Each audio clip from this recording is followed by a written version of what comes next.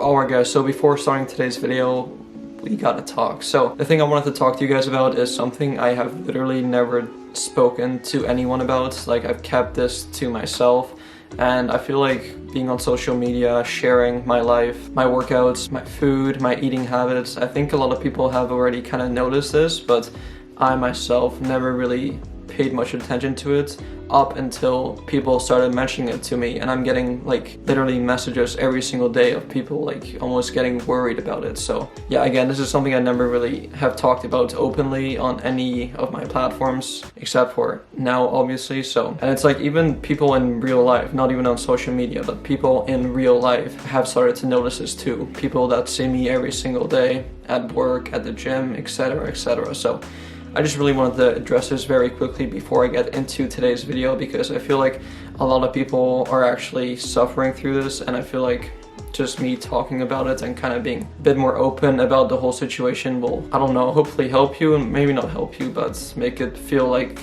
a bit normal or a bit more relatable. But anyway, the thing that I wanted to mention to you guys is that I think how do I say this? I think I have an eating disorder. So obviously there are many different types of food eating disorders: anorexia nervosa, binge eating disorder, rumination disorder, and then there's this whole body dysmorphia thing, which is having bad body image, etc, etc. So again, there's lots of many different things, and I don't really know where I should classify or categorize myself as, but I just feel like obviously, like, it's very common amongst a lot of people, especially people who have competed in the past before.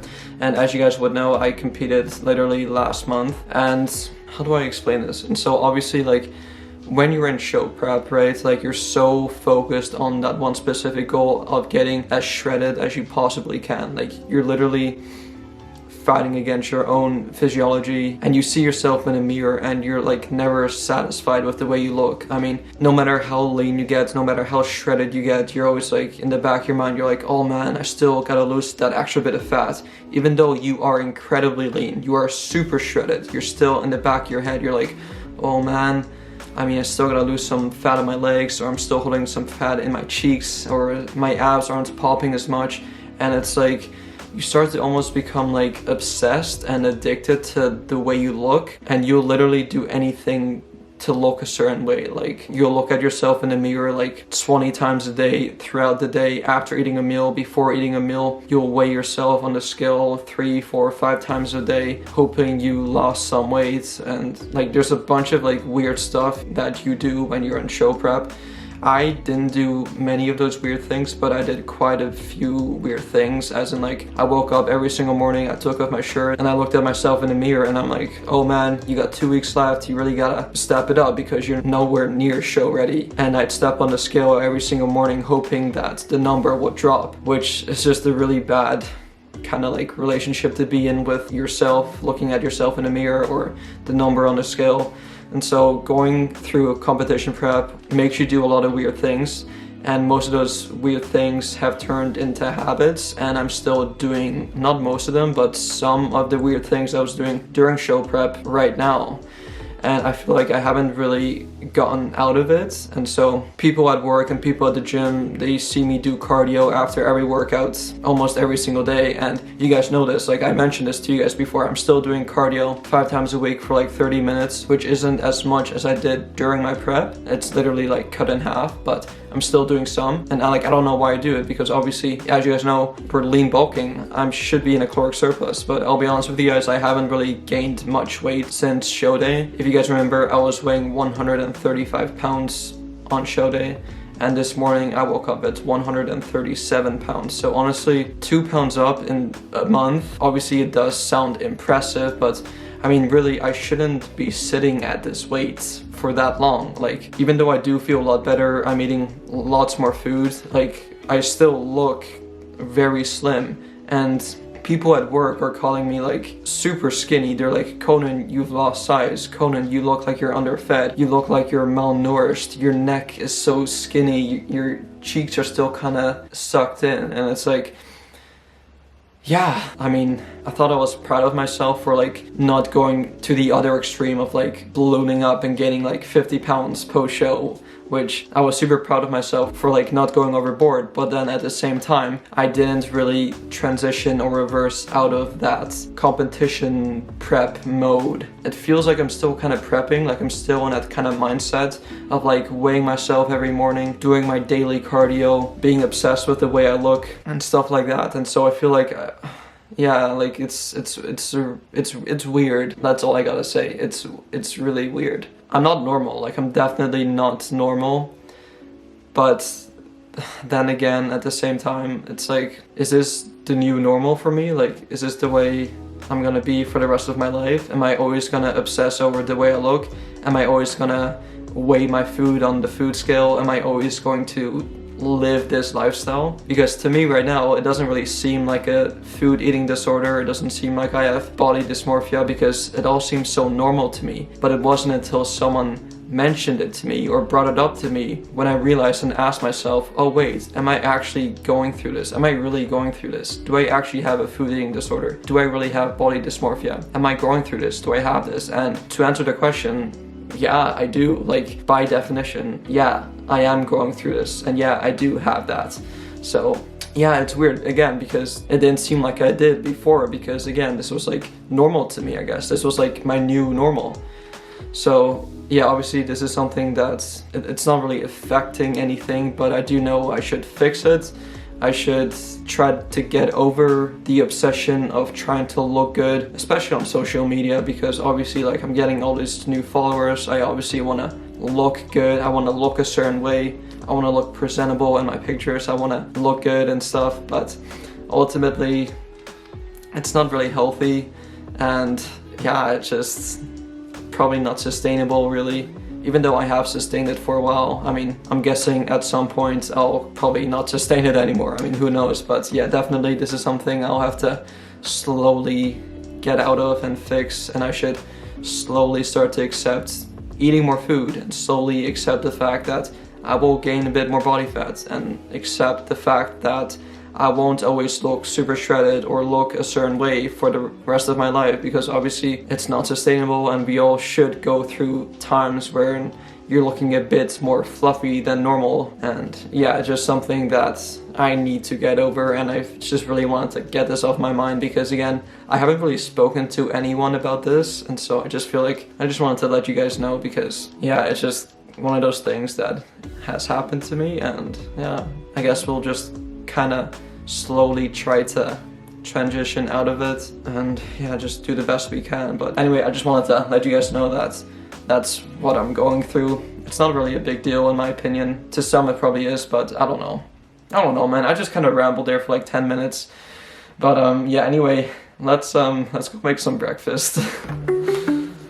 Anyway guys, in today's video I'm gonna share with you guys 3 high protein breakfast ideas that you can make if you are looking for some high protein breakfast ideas. So all these meals are gonna be high in protein. They're going to be breakfast meals, hence the name high protein breakfast meals. So without any further ado, let's get into the video. So obviously we should aim to eat protein in each and every single one of our meals. And so starting your morning with a high protein meal will help kickstart your day and help you get a head start with your protein intake. Alright guys, so the first meal we're going to be making are some high protein pancakes. Now, if you don't like pancakes, you can make waffles instead, but for those of you who don't know, pancakes and waffles are actually the exact same thing. They're just made in different shapes. So depending on what you prefer, you can make either pancakes or waffles. So honestly, I think I might make some waffles. I haven't had waffles in a while, but either way, the base and the ingredients are exactly the same. If you have a waffle maker, make waffles. If you don't have a waffle maker, you can make pancakes. If you have both, I mean, you can probably make both, but to be consistent, I would just use one method. So why am I even talking about this? Let's make some waffles. Let's do it. So to make these high protein pancakes, you literally only need like 3 main ingredients, and that is egg whites, cottage cheese, and oats. So you'll need 1 cup of egg whites, 1 cup of cottage cheese, and 1 cup of oats. Optionally, you can add some vanilla extract as well, and some baking powder to make them rise, and some sweetener to make it sweeter. Blend it up for a couple seconds until it's nice and blended, and then you're gonna pour it into your waffle maker, and that's pretty much it.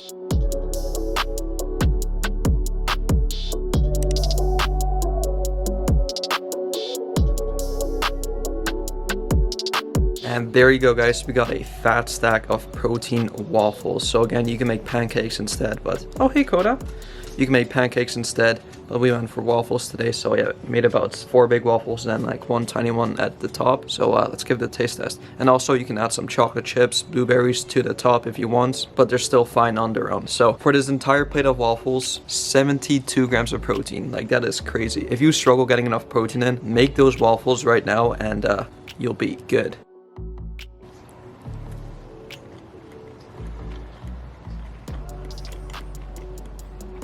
Really good. The cottage cheese makes them nice and moist and it avoids them from drying out. Super simple to make. Only 3 main ingredients and yeah, they're delicious.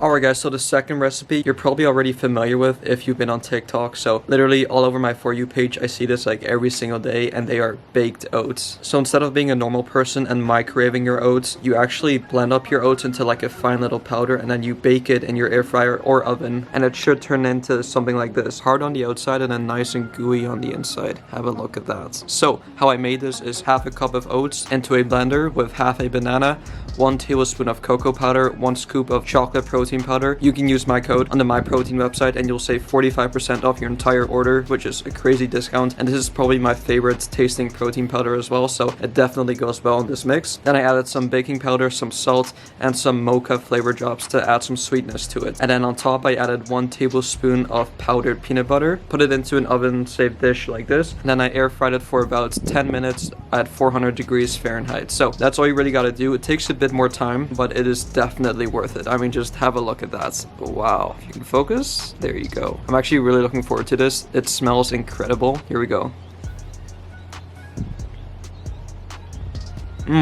Wow.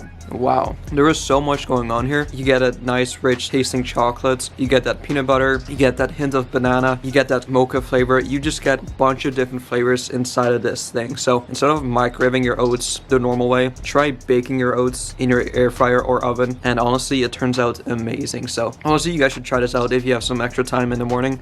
I mean, you cannot go wrong with this. Wow. Alrighty guys, so the third and final high protein breakfast I'm going to share with you guys is going to be some pumpkin pie protein cream of wheat. So let's get into it. What you'll need is 60 grams of cream of wheat, 20 grams of chia seeds. You're going to put it on a pot with some water and then cook it until it's cooked. Once it's nice and cooked, add 75 grams of pumpkin puree. Make sure it's not the pumpkin pie filling because that's filled full of sugar. It's a great source of vitamin A and fiber. So along with that, 1 scoop of protein powder, and that's pretty much it. You can add some cinnamon if you'd like, but that's pretty much it. Also, you can add some fruit if you'd like, but the base is just cream of wheat, chia seeds, protein powder, and pumpkin puree. To end today's video, we got a nice little bowl of cream of wheat, pumpkin, chia seed, protein thing. This is like pumpkin pie inspired because the fall season is approaching, so this is definitely in season right now. So yeah, this is very filling and a large amount of food for like not that many calories. So definitely if you struggle losing weight, this is definitely great for you. The chia seeds really help fill you up, high in healthy fats, high in fiber, and high in protein as well. So before I go, it'd be rude of me not to try this for you guys. So here we go, nice little spoonful. It is very hot though.